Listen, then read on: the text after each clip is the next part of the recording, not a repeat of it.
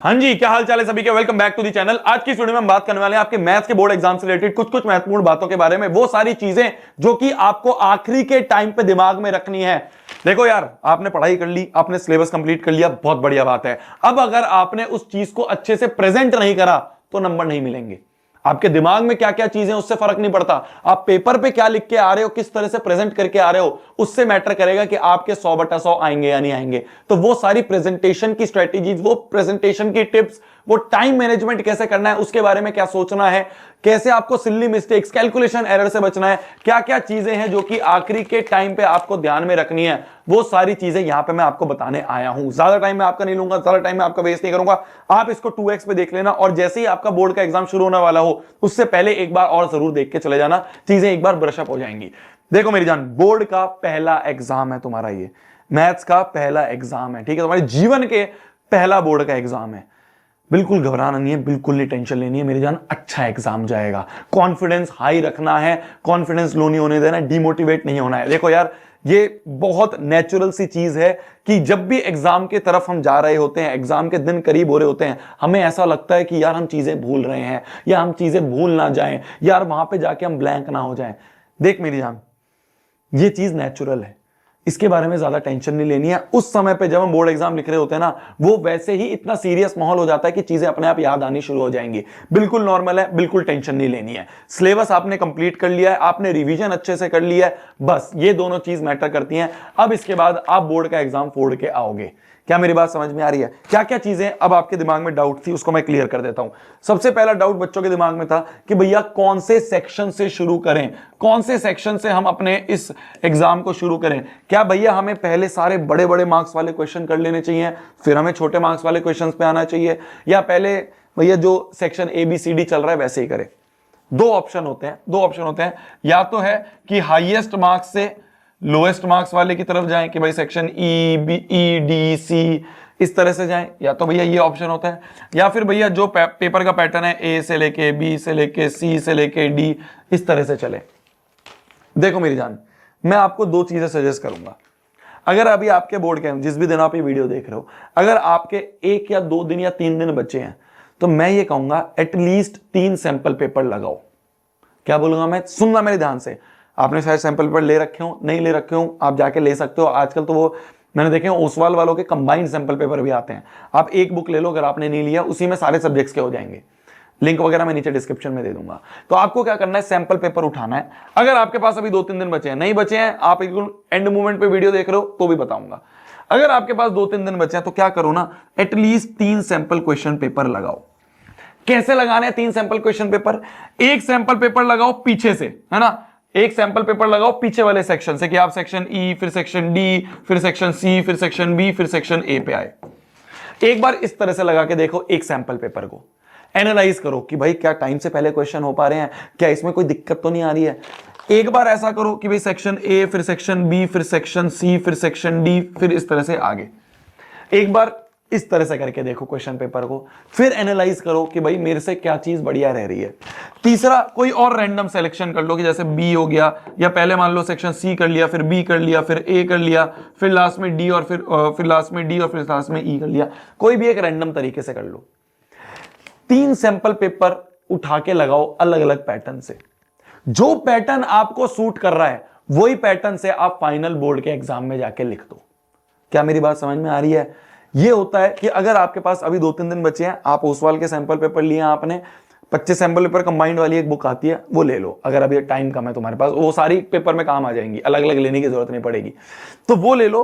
और उसमें आपको at least 3 sample question paper maths के करने हैं, अलग अलग तरीके से, अलग अलग पैटर्न में, जो आपको सूट कर रहा है, जिसमें आपको लग रहा है कि भैया टाइम से पेपर हो गया, दिक्कत भी नहीं आई, रश भी नहीं हुआ एंड में, वो वाला पैटर्न जो है आप अपने बोर्ड एग्जाम में कर सकते हो।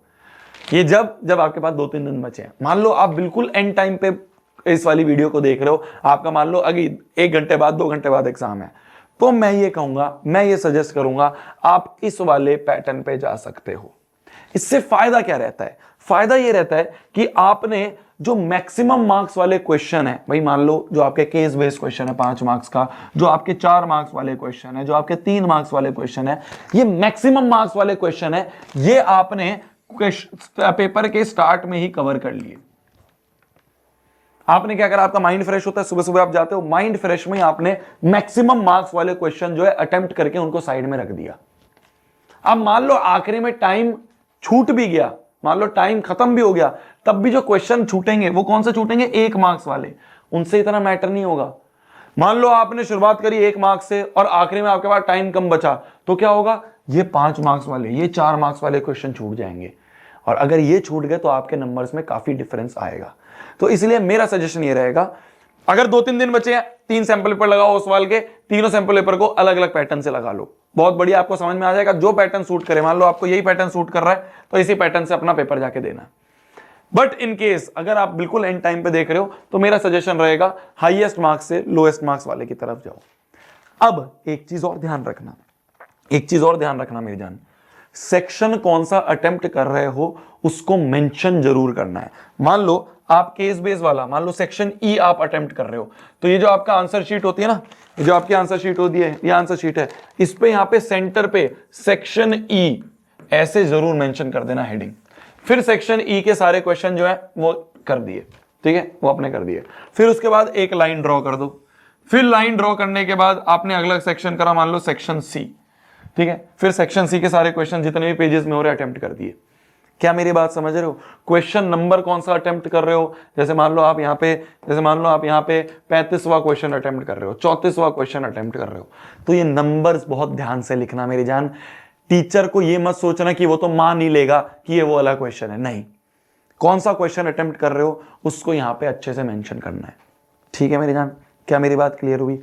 एक चीज और, कोशिश ये करना जिस सेक्शन का क्वेश्चन है वो यहीं पे अटेम्प्ट कर लो। ऐसा ना हो सेक्शन ई में 2 क्वेश्चन यहां अटेम्प्ट कर लिया या 1 क्वेश्चन यहां अटेम्प्ट कर लिया और 1 क्वेश्चन बाद में जाके एंड में अटेम्प्ट कर रहे हो, ऐसा मत करना, ट्राई करना ऐसा ना करो। इससे क्या है ना, टीचर को परेशान होती है। जिस दिन टीचर को तुम परेशान करना शुरू कर दोगे, जो टीचर चेक कर रहा है वो फिर वो है कि वो उसका मूड खराब हुआ तो फिर तुम्हारे भी नंबर काट लेगा। क्लियर है मेरी बात? क्लियर है मेरी बात? तो इसलिए जहां पे लिख रहे हो, जो मेंशन कर रहे हो, उसी हिसाब से आप उस वाले सेक्शन को करो। क्या मेरी बात क्लियर हुई? कौन सा सेक्शन करना है ये बात क्लियर हो गई। अब अगली चीज जो है वो होती है कि भैया ये जो शुरू के 15 मिनट हमें मिलते हैं, 10 से 15 मिनट जो हमें रीडिंग टाइम मिलता है, इस 10 से 15 मिनट में हमें क्या करना चाहिए? मेरा ये सजेशन रहता है इसमें, सबसे पहली चीज तो क्या करो ना, जो भी चॉइसेस वाले क्वेश्चन है, जो भी चॉइसेस वाले क्वेश्चन है, मान लो ऐसे है कि ये या फिर ये 2 क्वेश्चन दिए हुए हैं, तो इनमें कौन सा अटेम्प्ट करना है ना, ये 10 से 15 मिनट में सोच लो। कई बार क्या होता है ना, बच्चे सोचते तो ये हैं, जब मान लो करना शुरू कर दिया, करते करते मान लो उन्होंने क्वेश्चन पढ़ा, उन्होंने कहा ये शुरू कर देता हूं करना, फिर उससे ये हो नहीं पाता, फिर ये इस पे जो टाइम वेस्ट हुआ है उसकी जगह फिर ये करता है। तो इसलिए ये जो शुरू के 10-15 मिनट है, इसमें सबसे पहला काम, जिस भी क्वेश्चन में चॉइस है उन क्वेश्चंस में से कौन सा करोगे अटेम्प्ट, वो वाले सेलेक्ट कर लो, ठीक है, क्योंकि उसमें टाइम लगता है सोचने में कि भाई ये वाला हो जाएगा, ये वाला हो जाएगा, वो पहले से ही सेलेक्ट करके रख लिया, पहला काम।